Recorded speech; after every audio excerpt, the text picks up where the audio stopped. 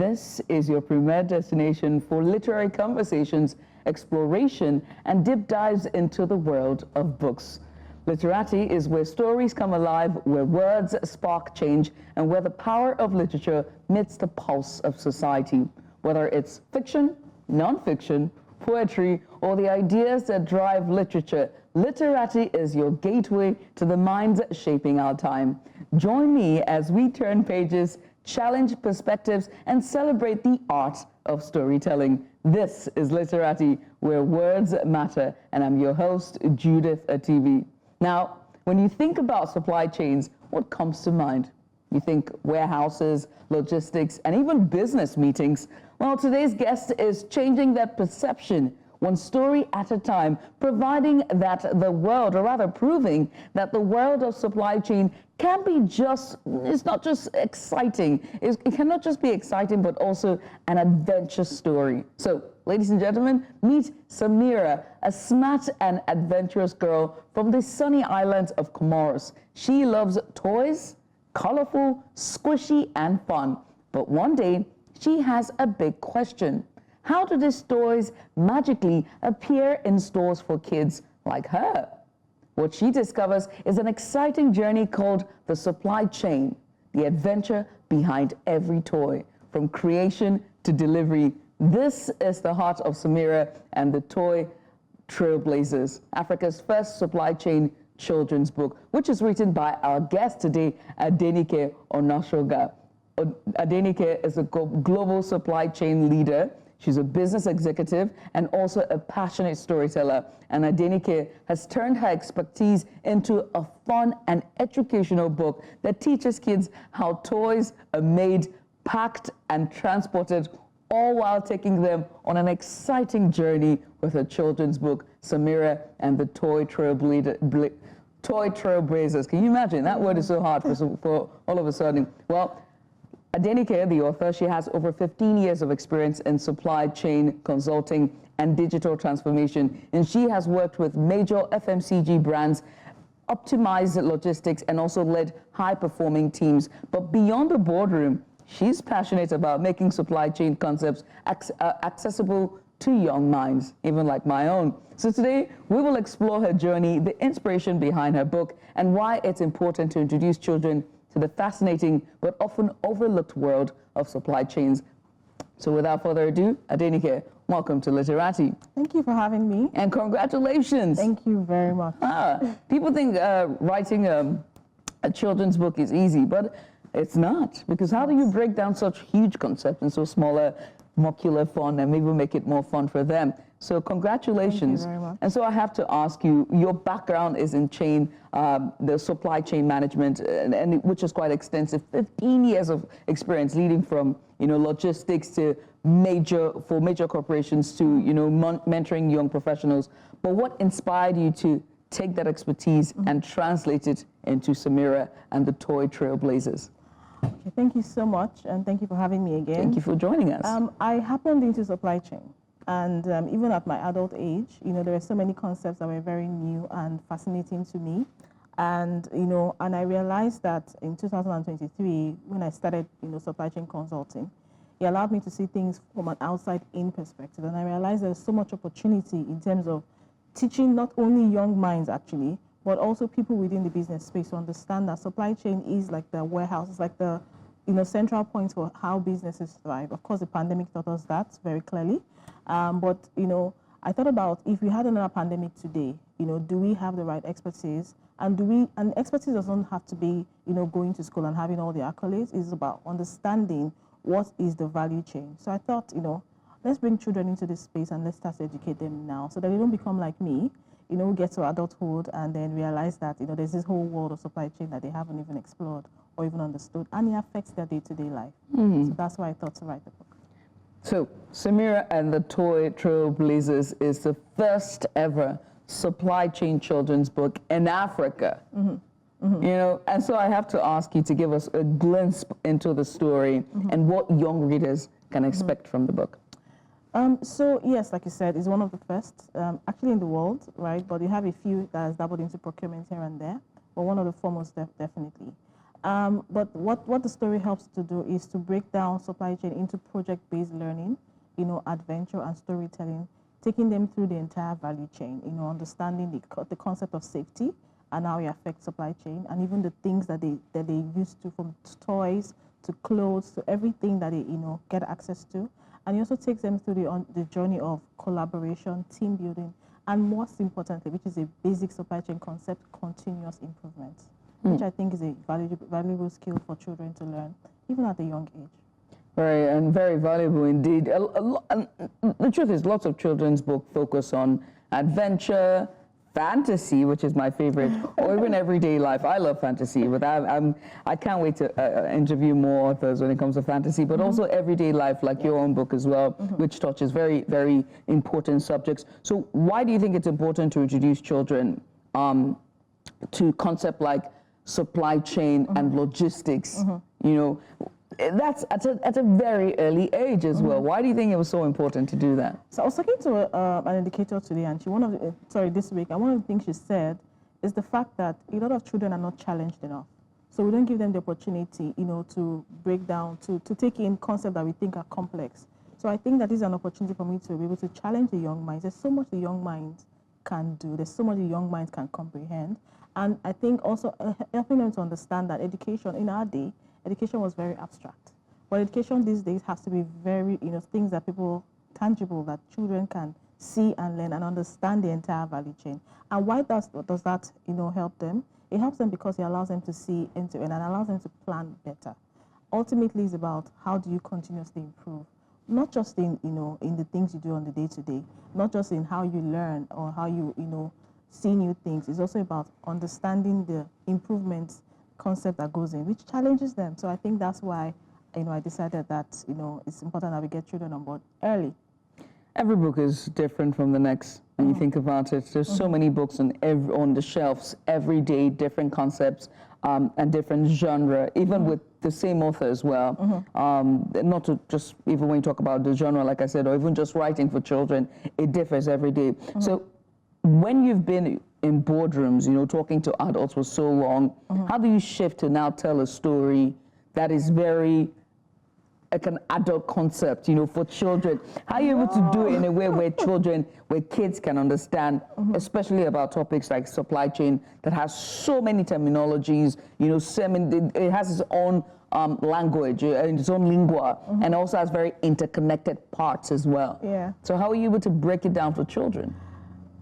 Children are not so difficult from adults, especially when you go to the boardroom. The boardroom is not as, you see some ignorance as well in the boardroom. So let's give the children some credit. True. But that said, I think for me it was about understanding the future. What does the future look like, and how do we begin to prepare for the future? It also took me coming out of the boardroom mindset. I literally came out of, I took a career change, my career changed, and it allowed me to see things differently. And so I was able to look at it from that perspective. I think also for me it was kind of a form of therapy, because at that point of transition, I had to look at supply chain from a child's perspective to fall in love over and over again. I think that helped, but more importantly, it was actually divinely inspired, from where the story is set to all the characters, to their names, to the type of adventures and how the adventure, is being portrayed and everything. It was actually very divinely inspired. I don't take credit, but I think having that outside-in perspective allowed me to also look at it from a child's perspective as well. Interesting indeed. If you're just tuning in, you're watching Literati, and my guest today is Adenike Onasoga. She is the author of Semira and the Toy Trailblazers. There we go. It's the first supply chain in children's book in Africa. First for supply chain children's book, teaching children about supply chain and just really breaking down the concept for them. We're going to go on a short break. When we return, we get into more fun discussions and go deeper into her writing journey for this interesting and well-needed book in our time. Stay with us.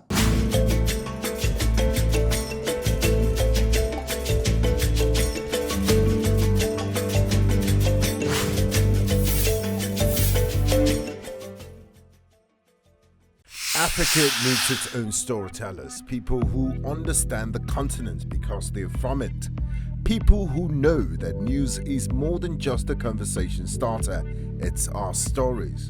Because these stories run deeper than headlines and segments. It's about digging deeper to get the facts and telling the human side of every single story, not just the echoes from foreign headlines and perspectives. It's time to take back our narratives and share them in our voices. The birth of Africa's New Age reporting, and this is where it begins, right here at News Central TV, the stories that put Africa first.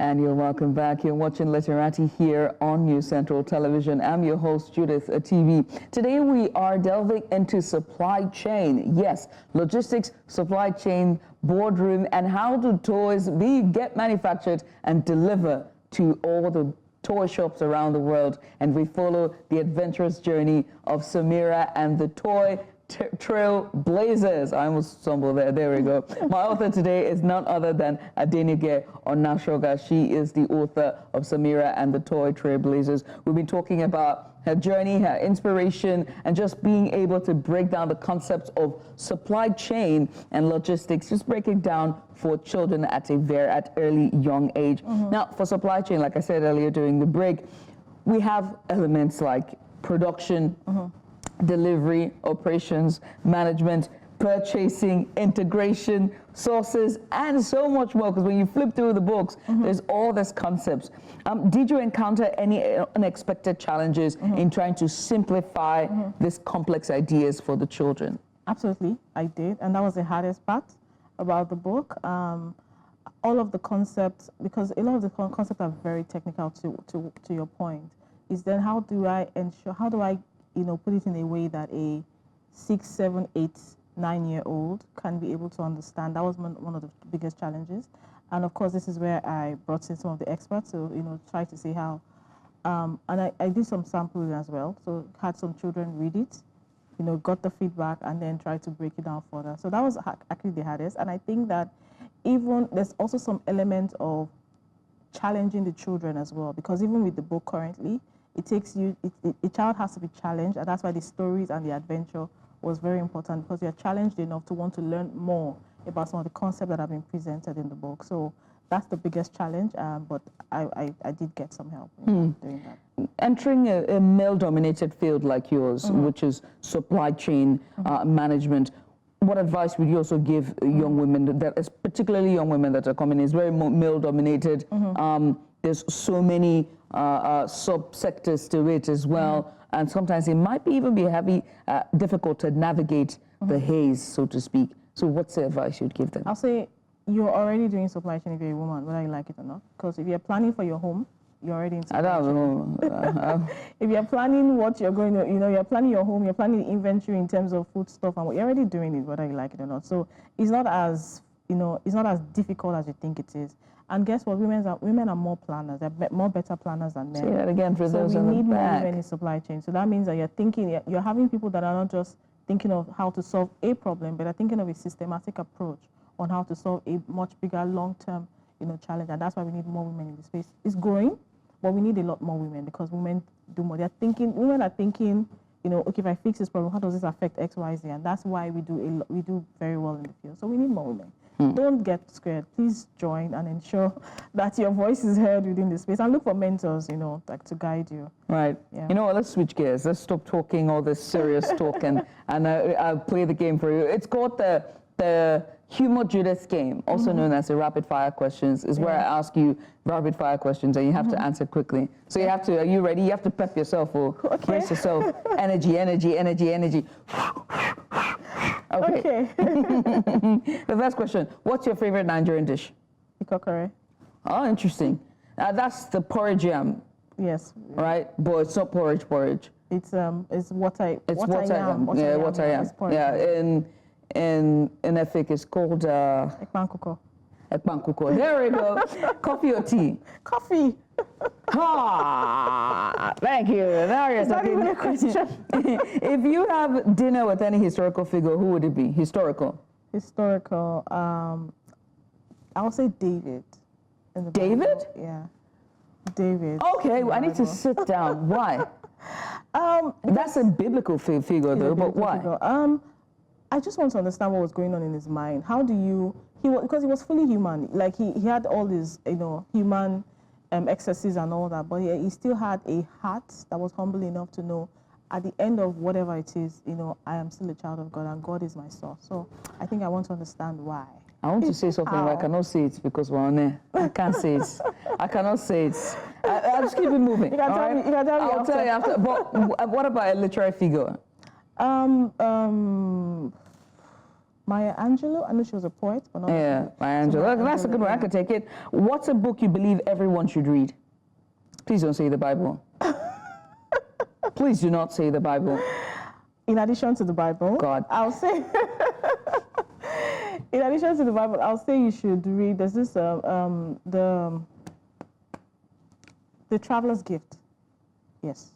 Read it, please. Okay. Read it over and over again. Yeah. What was your favorite book as a child growing up? So I read a lot of books that were way older than my time. I can't really remember. You were doing Mills and Booms and Harley Quinn. Not even Mills and Booms. Yeah, I read the last book. Are you covering it with your notebook, Abby? I've caught you. There are a lot of books about the Nazi era and how the children, how the Israelites, were able to, I can't remember the name, but those are the books that for that period. You were into some gory stuff as a child. Why? My dad was, so we had no choice. Huh. So we had no choice. What's one word that best describes you? Enigma. Enigmatic? Yes. Interesting. So writing is like? It's like peeling an onion. There we go. That's a good one. The more you peel, the more you find out. But yeah, it's just and then there's the tears as well. But yeah, the more you peel, the more you find out. Because you start off and you're like, I want to write this children's book, and then you find out other things as you go along. So yeah, it's like peeling an onion for me. All right. Well, you're watching Literati here on News Central Television. My guest today is Adenike Onasoga. She is the author of Semira and the Toy Trailblazers. There we go. We're going to a short break. When we return, there's plenty more. Stay here.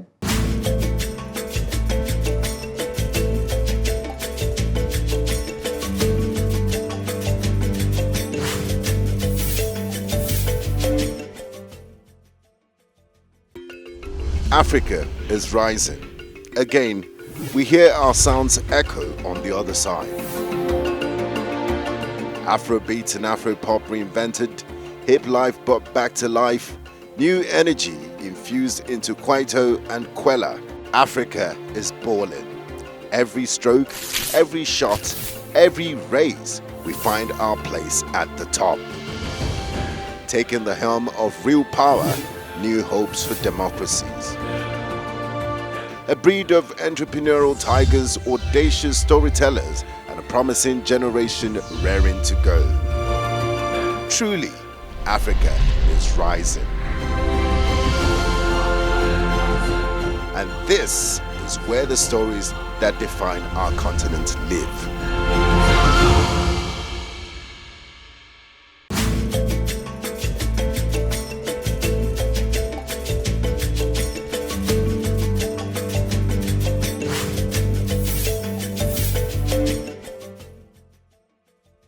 Welcome back. You're watching Literati here on News Central Television. I am Judith TV. My guest today is the author of the first ever, the African first ever on the African book scene. Never been seen before, never been done. Yeah, if you know this impression, then you're a pro at this. Who does this? Never been seen before, never been done.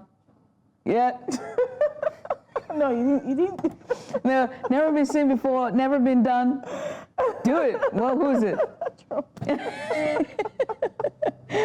You're watching Literati here. My guest today is Adenike Onasoga. I've been stressing her out, but she's the author of Semira and the Toy Trailblazers. It's the first, Africa's first supply chain books for children, and it really just breaks down the concept of supply chain for children. It's an adventure like never before, and it features a young girl called Semira and the island of Comoros. Tell me about Semira. She seems to be, she has a lot on her hands, so she has time. So the name, why Semira, and why the island Comoros and not maybe Lagos, or I normally would see Lagos or Ibadan or Ile-Ife. Why did you pick that island? So I wanted the first ever supply chain book for Africa to be set in an ancient town in Africa. So I just, did some research, a simple Google search, and I found, of course, the obvious ones: Ile-Ife, Egypt, Lagos, and a couple of other ones. But Comoros stood out, and I've never seen this before, so I started to research about it, and it's so fascinating what I found. And I thought, it's a small island, and then it's surrounded by water, so a lot of the supply chain, or international trade that happens around, the water. And I just thought, let's try that, and it was really what I found was really good. What'd you find? I found out that it's a very small town. It's I think the only country that is smaller than it in terms of landmass, I think, is Seychelles. But it is so small. It's more or less like an island. It is I think Islam is one of the biggest religion in there. And then they produce the flour that they use for every single perfume that we use, from the Chanel number 5 to any other perfume you can think about. Yeah. Wow. So they have it's called the Yang Lang flour. And of course, you can also find it in the book as well. So it was very, very interesting. And did you travel to Comoros? Not yet. Michelle, you didn't go to Comoros. So that's the adventure for me that it's an adventure for you. that I need to take, yeah. So how then was it all Googling and, more research to be able to create Semira, this young girl who lives in Comoros and is going with her friends to find out go on this adventure to know where toys are from? It was all research. Extensive research that was, done. But it was all research. And then, of course, talking about Semira, even though, to your point, she has a lot on her hands, but she's able to leverage the power of, having a good team. She's able to ask for help, and she's able to rely on the strength of each and every member of her team to be able to achieve what she needs to achieve. So the lesson there is that you don't necessarily have to have all the answers. It's really just about, boldness, courage, and asking for help, basically. Right. And what's the age for this book for our viewers that are watching? What's the age for the age group for children for Semira and the Toy Trailblazers? I recommend 5 to 11. From ages 5 to 6, they will be challenged, but that's the challenge that comes with ensuring that you can expand the mind of a child. But ultimately, between a 9 to 11, be very comfortable with the book. For 5 to 11, let's challenge the kids. See what they can do. 5 to 11. 5 to 11. Higher, yeah. 7 can take it. 5. 5 to 11. I'm not saying 7 and 11. 7 and 12. So when I was testing, I did across the entire, age group that I mentioned, and the lower age ranges. It was a bit initially, but when they got into the, reading about it, they got, the story drew them in. The older age range, of course, it was easier for them, but the younger ones, the story drew them in, and it allowed their curiosity to come out, at the end of the day. And that's the essence of the book: critical thinking. How can you, apply critical thinking to the things that you're doing all around? So I believe in challenging the kids. Walk me through your publishing journey. How was it like? Are you self-published? And because every time I talk to people, authors that are self-published, it's a different jungle for them entirely compared to those who are under publishing house. Yeah. And for a children's book, there's illustration, and the quality is fantastic. Tell me about that. So I was telling my manager that the easiest part of this whole thing was actually writing the book. That is true. That was the easiest part. It took me 6 months to get an illustrator, because I was actually trying to get into a publishing house. And after that, it took a year for the illustrators to come up, because I kept saying, no, we needed to ensure that the illustration meets the brief. And of course, like to your point, I'm self-published. So the whole journey of, putting it, how to distribute, ensuring that it gets to the right hands, is still a journey that I'm still, embarking on. but it's not the easiest. But then again, it's also a journey it's an adventure that I welcome. For yourself, that you're welcome for exactly. yourself. When you set out to write a children's book, was it just because of supply chain? Oh, I think I want to simplify supply chain, or was it I'm a storyteller? This is the stories I want to start with first. But no, I think supply chain should be the best. What was it like? I'm a supply chain professional. The story came out as an add-on, and so of course, there's going to be more of things like this, but specifically for supply chain and tailored towards ensuring that we can educate the young minds.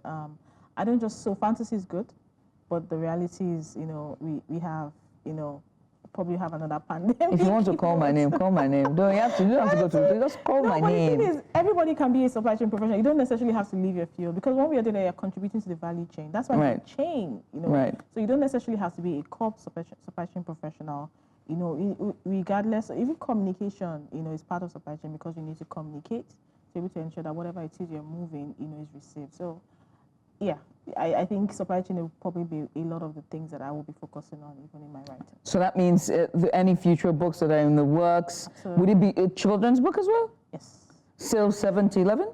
So I have 5 to 11. So 9 to 12, is another age group I'm also focused on. Of course, they're still part of this age group, but 9 to 12, just to get them, start to, introduce the concept and ensure that, they can now start to apply the concept.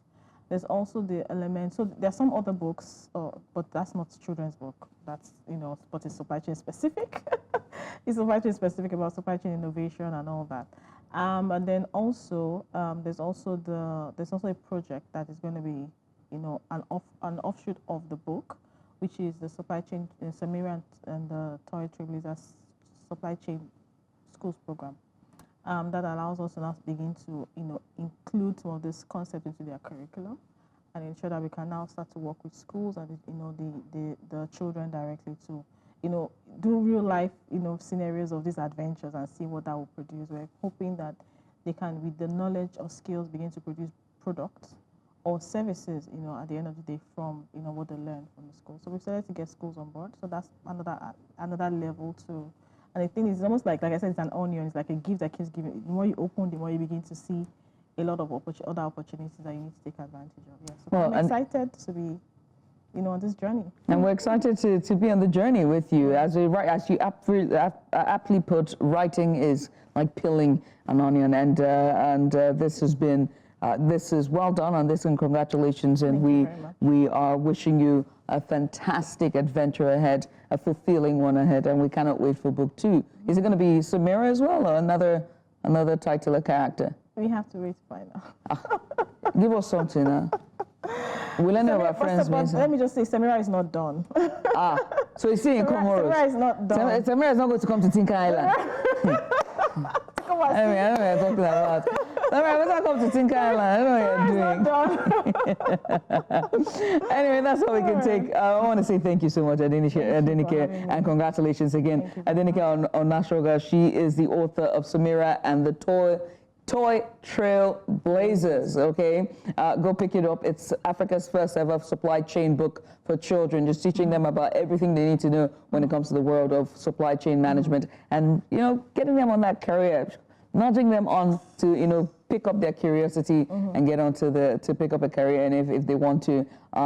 That's all we can take for Literati. Here's where we close the curtain. Remember to keep reading. Until next time I see you, my name is Judith Atibi. Bye for now.